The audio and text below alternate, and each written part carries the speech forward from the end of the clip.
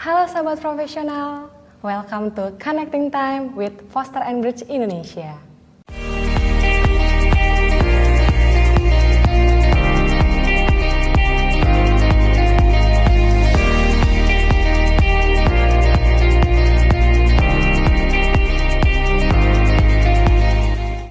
Pada kesempatan kali ini, saya Eva yang akan membawakan sesi ini, di mana kita akan membahas mengenai menghadapi keluhan atau kritikan tajam dengan open-minded.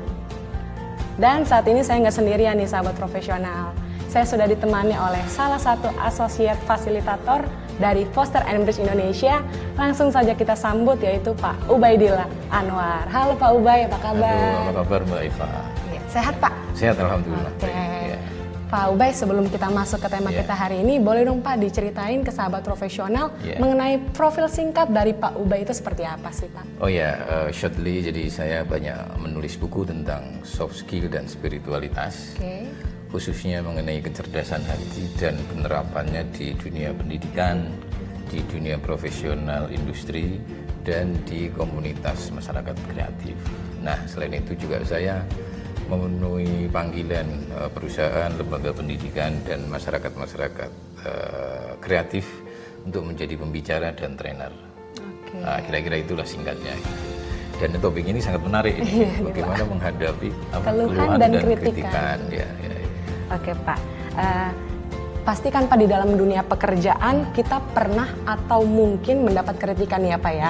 Iya, dari atasan, mungkin dari tim kerja, atau juga dari lingkungan sekitar kita. Pak Ubay pernah nggak mendapat kritikan seperti itu? Oh pernah, dan semua orang harusnya itu pernah, karena itu bagus sekali sebetulnya. Nanti kita akan cerita bagaimana keluhan dan kritik itu menjadi bagus dan bagaimana tidak. Gitu kira-kira. Terima kasih Pak. Namun juga pastinya kan di dalam bekerja ini kita juga pernah mendapatkan namanya keluhan nih Pak ya. Benar. Misalnya ketika seorang pelanggan menyampaikan keluhannya mengenai produk yang tidak sesuai nih Pak dengan apa yang mereka harapkan. Nah, terus juga nggak sesuai dengan ekspektasi mereka. Benar. Nah, di keluhan itu kan ada yang bisa disampaikan dalam bentuk pedas atau juga ada yang mungkin disampaikan dengan lembut ya Pak ya. Oke. Nah, sesuai dengan tempo kita hari ini, boleh ya Pak kita sharing-sharing di video ini? Iya, silakan. Oke. Nah Pak, pertanyaan pertama nih Pak Ubay. Kita semua pernah menghadapi yang namanya keluhan atau kritik dari klien, dari atasan, dari kolega maupun dari tim kerja kita sendiri nih Pak. Terus sebenarnya kritik atau keluhan itu berguna nggak sih Pak untuk kita? Nah begini, saya ingin memberikan garis besarnya dulu ya, atau gambaran besarnya dulu. Jadi kritik itu pada umumnya kalau kita bicara kehidupan dunia profesional di kantor, bisa dikelompokkan menjadi 3. Ada kritik yang membangun, ada kritik yang merusak, destruktif ya, menyerang dia biasanya. Kalau kritik membangun itu yang dikritik adalah performa kita, kinerja kita dengan bahasa yang bagus. Nah, dan dia punya solusi atau opsi yang bisa kita lakukan atau memotivasi kita untuk lebih baik lagi. Nah, kalau kritik yang menyerang itu dia asal nyerang aja. Nah, seringkali yang diserang itu bukan kinerjanya, bukan perilaku kita, bukan hasil kerja kita, tetapi yang diserang itu adalah kitanya, orangnya, dia menyerang orangnya. Dan yang ketiga adalah kritik yang tidak menyerang dan tidak membangun. Nah, asal bunyi lah bahasanya ya. Nah, pertanyaannya tadi bagus. Sebetulnya kritik itu berguna atau tidak? Nah, ketika kita bicara berguna atau tidak, maka berguna dan tidaknya kritik itu bukan tergantung kritiknya. Kritik yang konstruktif, kritik yang destruktif, atau kritik yang asbun itu bisa berguna sekali bagi kita atau bisa tidak berguna sama sekali bagi kita. Lalu kuncinya di mana?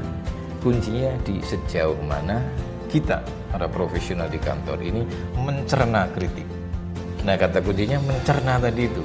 Mencerna itu sering saya gambarkan begini, sama seperti orang makan ya, makanan kita masukkan ke mulut, kemudian diproses oleh alat pencernaan di tubuh kita. Dari situlah kemudian nanti ada yang jadi energi, ada yang jadi nutrisi, ada yang kemudian ada yang dibuang di toilet. Nah, sebetulnya di jiwa kita pun ada, sudah diciptakan oleh Tuhan alat pencernaan spiritual tadi itu yang letaknya di pikiran sama di hati. Jadi kritik pun akan sangat berguna kalau kita cerna dengan pikiran kita mungkin berefleksi atau merenung, apa ya kesalahan saya? bisa nggak itu saya jadikan koreksi? Apalagi kemudian kita punya ruang untuk berkontemplasi, merenung. Nah, kemudian kita jadikan dia motivasi. Jadi kritik itu berguna dan tidak bergunanya bukan tergantung kritik, bukan tergantung keluhannya, bukan tergantung kritiknya, tapi tergantung sejauh mana kita mampu mencerna, mampu mengolah tadi itu. Nah, sahabat profesional dimanapun berada, ayo kita cerna semua kritik yang masuk ke kita. Kalau itu yang kita lakukan, pasti kita semakin matang dengan segala bentuk keluhan dan kritik yang kita terima. Itu kira-kira. Menarik banget nih Pak Ubay. Tapi kan kadang nih ya Pak ya, di dalam kehidupan sehari-hari misalnya nih kita udah sering kerja keras nih Pak ya. Tapi kalau rasanya menerima keluhan itu kayak rasanya capek gitu ya Pak ya. Terus kayak aduh pusing sendiri gitu Pak. Benar. Terus sebenarnya bagaimana sih Pak supaya kita bisa menerima secara objektif keluhan atau kritikan tajam tersebut nih Pak Ubay? Ya, ini memang tidak bisa kita capai dalam satu kali tindakan ya. Ini adalah latihan jiwa, olahraga jiwa. Sebagai pembukaan, jadi setiap profesional atau siapapun yang terjun di dunia pekerjaan itu harus siap untuk menjadi dua hal. Pertama, dia harus menjadi pejuang bagi cita-citanya. Saya punya, misalnya gini, saya ingin meningkatkan karir di bidang apa gitu ya. Cita-cita saya ini, kemudian skill yang harus saya miliki ini, saya harus belajar ini, namanya pejuang. Tetapi pejuang saja tidak cukup, karena di kantor itu juga ada stres, ada persaingan, ada macam-macam, bener nggak? Iya benar-benar Pak. Kayaknya ngerasain nih Mbak Eva. Ya, di kantor itu ada kekacauan bahasanya. Nah makanya selain harus menjadi pejuang, kita pun harus menjadi penyembuh bagi luka batin kita. Dihina orang, ditipu orang, dimarahin orang, dikritik orang secara tidak sehat, itu semua adalah sesuatu yang kemungkinan besar terjadi di semua kantor. Nah, bagaimana supaya bisa menerima kritik secara baik tadi? Maka latihan pertama kali adalah kita harus ngomong ke diri kita. Kamu harus menjadi penyembuh bagi luka. Bagaimana cara? Setelah itu baru nanti ada memaafkan, ada mencerna tadi, langkahnya ke sana. Jadi kalau pengalaman saya, kita baru bisa menerima kritik secara baik itu setelah kita latihan melihat hal-hal yang rasanya tidak enak dengan kacamata positif, sehingga kita muncul pemahaman-pemahaman positif. Jadi misalnya gini, kita menjadikan kritik itu sebagai pil misalnya. Jadi setiap orang kan dikasih kebebasan untuk menciptakan pemahaman-pemahaman positif, dan itulah kreativitas yang diberikan Tuhan kepada kita supaya batin kita ini tetap subur, tetap indah, kira-kira gitu ya. Oke Pak Ubay, terima kasih. Kita kan dari tadi membahas mengenai keluhan dan kritik nih Pak. Sekarang bagaimana kalau kita sendiri yang memberi keluhan atau kritik tersebut? Terus bagaimana cara kita nih Pak menyampaikan kritik tersebut ke orang itu? Oke. Untuk mencapai tahap yang sempurna tentu perlu latihan di lapangan, tetapi sebagai mungkin formula yang bisa dijadikan rujukan oleh para profesional dimanapun berada, ada di dalam kritik itu konsep yang disebut sandwich model. Sandwich model. Wah, itu makanan? Nah, ya benar, kayak makanan. Sandwich itu kan berlapis, benar nggak? Atasnya itu dikasih rasa gurih, terus di tengahnya sedikit gurihnya dikurangi, sambelnya di mana? Sambalnya bisa di tengah-tengah kali. Di tengah, karena yang pedas. Baru kemudian ditutup lagi pakai roti lagi supaya nggak terasa. Nah, kritik pun bisa kita analogikan, bisa kita kiaskan kayak gitu. Sebelum kritik dikasih masukan-masukan positif. Tapi kalau bisa jangan pujian-pujian yang kosong ya. Dikasih penilaian-penilaian yang positif berdasarkan fakta. Misalnya tadi waktu kamu misalnya kita mau memperbaiki orang silat gitu ya. Tapi waktu gerakan kamu begini itu bagus. Nah, gimana kalau saya punya usulan yang lain? Kira-kira gitu. Nah, kritiknya itu ditaruh di tengah. Sebelum kita masuk kritik Sebelum itu masuk ya? kita di tengah. Setelah itu ditutup lagi.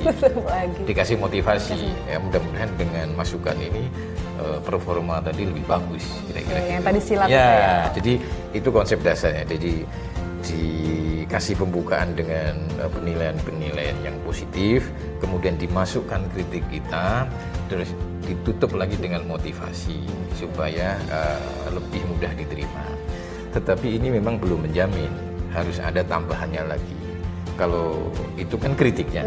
Nah, cara menyajikannya. Iya, Cara menyampaikannya itu kalau di komunikasi ada 3V plus 1H. Nah, ini bisa diingat-ingat oleh para profesional di rumah. Komunikasi kita dengan siapapun itu dinilai atau akan ditangkap oleh orang yang kita ajak komunikasi berdasarkan 3V dan 1H. Satu vokal, intonasi kita.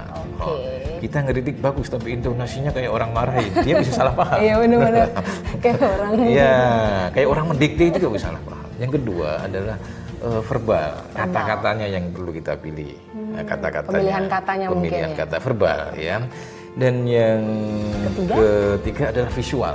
Visual itu bahasa tubuh kita yang dilihat ini. Nah, visual itu mendominasi bagaimana orang memahami diri kita. Meskipun kata-kata kita bagus, intonasi kita sudah merendah, tapi bahasa tubuh kita itu kayaknya kayak orang benci gitu ya. Nah, orang lain pun akan menangkap, bisa jadi tidak sesuai dengan maksud kita. Nah, 1H di sini tambahan dari saya itu hatinya. Karena hati orang itu tahu lebih cepat dari pikiran kita tahu. Jadi misalnya gini, kita mengkritik untuk menyombongkan diri atau murni untuk memberikan support itu akan dirasakan beda oleh orang yang kita kritik. Karena secara riset hati itu lebih kuat menangkap signal itu 5.000 kali secara elektromagnetik dibanding dengan otak kita. Loh kan kita tahu misalnya kita bertamu di rumahnya orangnya sebetulnya nggak suka kan tahu kita, meskipun pikiran kita tidak mengetahui buktinya. Nah, kritikan pun seperti itu. Jadi 3V tadi adalah vokal, verbal, visual dan hatinya kita perlu kita perbaiki. Kira-kira itu. Wah, luar biasa banget Pak. Saya jadi tahu nih Pak ya. Tiga apa tadi Pak? 3V dan 1H. Oke. Lanjut ya Pak ya. Oke. Sebenarnya kenapa sih Pak kita harus mendengarkan kritikan yang masuk dari orang lain ke kita?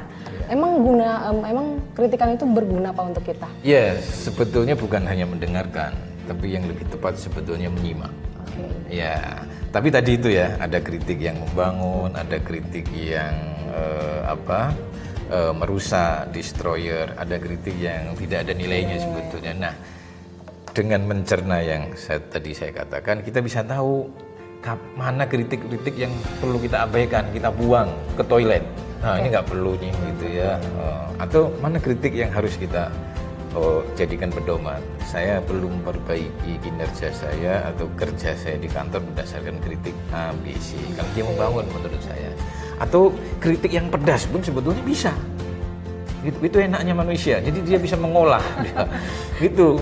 Batin manusia ini dikasih kapasitas untuk mengolah. Gitu. Misalnya saya pernah dikritik mengenai materi saya misalnya. Saya kemudian belajar. Meskipun menurut saya itu tidak fair, tapi nggak apa-apa, saya nggak mempersoalkan orangnya. Yang saya persoalkan, saya menemukan motivasi dari kritik itu. Nah, gitu. Jadi untuk orang yang ingin maju, untuk para profesional yang ingin meraih cita-citanya lagi, visinya lagi, kritik itu harus kita terima secara konstruktif. Berarti diterima dulu ya Pak ya? Benar, caranya diterima. Kalau nggak diterima, dia muntah dia. Sama kayak makanan. Begitu tidak kita masukkan, dia muntah. Atau mencret. Mencret itu artinya kritik itu lewat ke kita tapi tidak menghasilkan apa-apa bagi tubuh kita, bagi jiwa kita maksudnya. Nah, gitu ya. Jadi first menerima, baru diolah di dalam. Nah, kira-kira itu. Oke, terima kasih Pak Ubay. Pak, sebelum kita lanjut, boleh ya iklan dulu ya? Oke. Sahabat profesional, jika sahabat profesional menyukai video ini, jangan lupa untuk di-like, di-subscribe, dan di-share juga ya video ini ke sahabat profesional lainnya. Pak, kita lanjut lagi ya. Oke. Nah Pak, sekarang kita akan masuk ke yang berpikiran terbuka atau yang sering kita sebut dengan open-minded nih Pak. Ini sangat relevan dengan keadaan kita sekarang ini ya.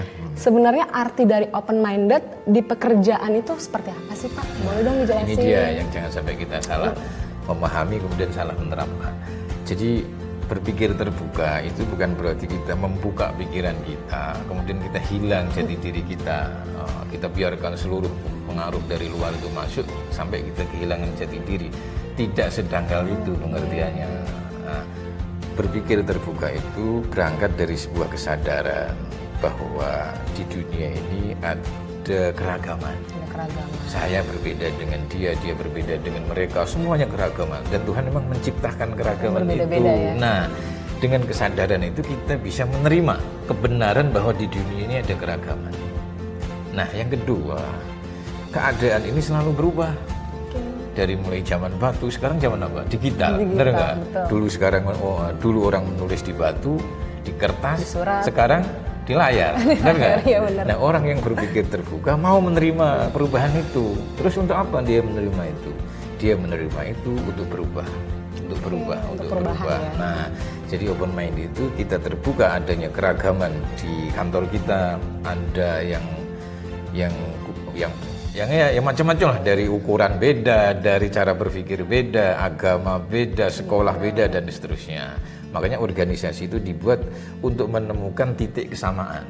Nah, walaupun kita beda-beda, tapi kita sama loh di dalam organisasi ini.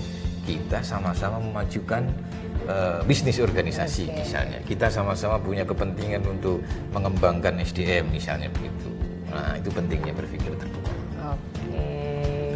Nah Pak, kita tadi juga sudah bicara mengenai keluhan sama kritikan tajam dan juga mengenai open minded. Selanjutnya bagaimana sih Pak supaya kita tetap menjadi orang yang selalu berpikiran open minded dalam menerima kritik dan keluhan tersebut? Benar. Nah, kalau sudah how atau bagaimana, maka yang terpenting adalah menggunakan pelajaran yang kita temukan di keluhan itu. Kita kan ingin beradaptasi dengan perubahan. Lalu apa nih yang harus kita lakukan? Jadi kalau sudah bisa how, maka apa yang harus kita lakukan untuk memperbaiki diri kita? Meskipun mendapatkan 1000 kali keluhan, tapi kalau dia nggak sadar untuk menggunakan materi yang didapat dari keluhan itu untuk memperbaiki diri, ya nonsense. Meskipun kita mengklaim diri makhluk global, dan tapi dia tidak menggunakan kesempatan berlimpahnya hal-hal yang mudah, berlimpahnya hal-hal yang mahal saat ini, misalnya ilmu, ya itu nggak ada gunanya. Berpikir terbuka juga. Nah, satu hal lagi mungkin yang perlu kita tegaskan dalam kaitan dengan berpikir terbuka itu, manusia itu satu sisi harus terbuka terhadap perubahan, tapi satu sisi dia harus kuat menahan jati dirinya. Jadi satu sisi dia harus kuat menahan siapa dia. Tapi satu sisi dia harus berubah sesuai dengan perubahan zaman. Nah, kalau kita bahas ke konteks yang lebih luas, misalnya Indonesia gitu ya. Indonesia itu kalau semua generasi milenial mengikuti apa yang terjadi di luar negeri, bubar Indonesia. Nah, satu sisi dia harus tahu kita punya jati diri Pancasila. Satu sisi kita harus mengikuti perubahan zaman.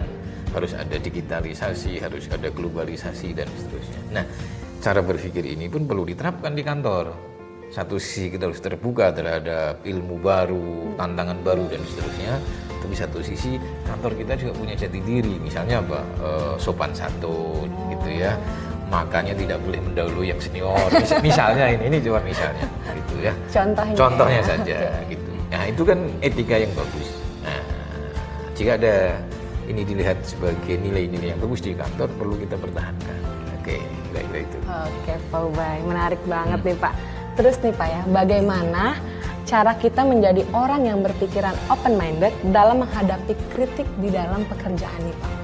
Ya, yang paling utama adalah ini jantungnya atau hatinya. Heart. Ya, kita punya kemauan untuk meraih cita-cita dan punya kemauan keras untuk berubah. Jadi itu dasarnya.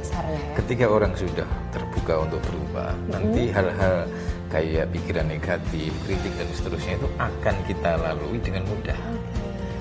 Jadi kalau dimotivasi itu ada dua manusia. Satu manusia yang keras kepala, dua ada manusia yang kemauan keras. Yang satu negatif, yang satu positif. Ya? Keras kepala orang yang dengan keras kepalanya dia nggak mau berubah. Akhirnya dikalahkan oleh perubahan itu sendiri. Sedangkan orang yang berkemauan keras itu orang yang menyambut perubahan itu dengan senantiasa mengubah dirinya, menyempurnakan dirinya, memperbaiki dirinya, dan seterusnya. Tentu kalau kita ke teori manajemen yang kita pakai di dunia industri harus ada goal, tujuannya, visinya harus jelas. Jangan pengen berubah hari ini ke sini, besok ke A, besok ke B, ke C, nanti tidak berbentuk itu keinginannya ya. Jadi harus menuju kepada sasaran atau visi atau goal yang jelas. Terus kita punya kemauan untuk berubah, untuk belajar, sehingga kritik macam-macam itu akan kita lalui dengan cara yang lebih bagus. Ibaratnya gini, kita kan kalau orang naik sepeda ya, kalau dia punya tujuan, dia akan berpikir mengenai tujuannya. Walaupun di tengah sini ada jalan yang lubang, di sini ada duri, di sini ada pasar, di sini ada macam-macam kan. Tapi kalau orang yang nggak punya tujuan, ada duri, dia begitu kena duri, dia berhenti di duri, bener nggak? Pulang lagi kan? Pulang lagi dia, karena nggak punya tujuan, bener. Atau ada pasar, dia mudah dilupakan oleh keadaan yang terjadi di perjalanan tadi ketika orang nggak punya tujuan. Nah, maka penting sekali bagi para profesional untuk memiliki tujuan berkarir itu apa, baru kesiapan dirinya untuk terus berubah. Dan itu efeknya nanti banyak ke kemampuan mengendalikan stres, ke kualitas tidur, kemauan belajar, ke bagaimana dia bisa mengingat. Banyak sekali ini keterkaitannya. Ya. Oke Pak Ubay. Pak Ubay, nggak terasa nih Pak, kita udah mau di penghujung video hari ini nih Pak. Iya. Dan pertanyaan terakhir nih Pak di sesi hari ini. Pak Ubay ada saran nggak untuk sahabat profesional di luar sana dalam menghadapi kritik atau keluhan di dalam dunia pekerjaan? Pertama kita memang harus punya kesiapan mental ya. Jadi orang bahagia itu bukan orang yang selalu menerima keadaan yang menyenangkan. Orang bahagia terkadang orang yang siap menerima adanya kekacauan di dunia ini dengan cara yang positif. Nah, itu mungkin kesiapan mental yang sangat perlu dilakukan. Nah, orang yang berpikir open minded itu sebetulnya punya banyak benefit. Ya, banyak benefitnya. Selain tadi yang saya sebutkan terkorelasi dengan sekian kualitas ya. Yang paling menonjol itu misalnya dia bisa harmonis dengan orang yang berbeda. Kan ada orang itu berbeda sedikit aja bermusuhan. Iya benar. Bergesekan gitu ya. Sebetulnya konflik itu kan harus ada, tetapi caranya kan harus dibedakan. Nah, orang yang open minded dia lebih bisa membangun hubungan yang harmonis dengan orang yang berbeda. Nah, yang kedua adalah dia lebih adaptif terhadap perubahan. Nah, misalnya sekarang apa ini? Sekarang era disrupsi, era digital, era apalagi nanti kan ketemu lagi era lagi. Nah, open minded itu akan membuat kita lebih bisa beradaptasi dengan zaman. Nah, yang terakhir adalah progresif. Kita maju. Jadi kita menempatkan diri kita itu mau dididik oleh alam. Misalnya alam menuntut kita harus bisa bahasa asing, ya kita belajar bahasa asing. Gitu. Alam menuntut kita harus mengasah spiritualitas kita nih karena kita dunia sudah menjadi global gitu ya. Nah, kita membuka diri untuk belajar itu. Nah, itulah kira-kira benefit yang bisa didapatkan langsung, dirasakan langsung oleh orang yang mau menerapkan open minded. Nah, itu kira-kira. Oke Pak Ubay, menarik banget nih perbincangan kita hari ini. Saya jadi banyak belajar nih Pak Ubay, terima kasih ya Pak. Semoga video ini dapat bermanfaat juga bagi sahabat profesional yang menyaksikan ya Pak. Oke. Sahabat profesional, kiranya video ini dapat bermanfaat bagi sahabat profesional yang menyaksikan. Dan sahabat profesional, jika sahabat profesional baru pertama kali menyaksikan video ini, jangan lupa untuk di like, di subscribe, dan di share juga video ini ke sahabat profesional lainnya. Dan jika sahabat profesional ingin memberikan masukan atau komentar, boleh langsung ketik saja di kolom komentar di bawah ini. Sampai bertemu kembali di video Connecting Time selanjutnya dengan tema menarik lainnya. Bye-bye.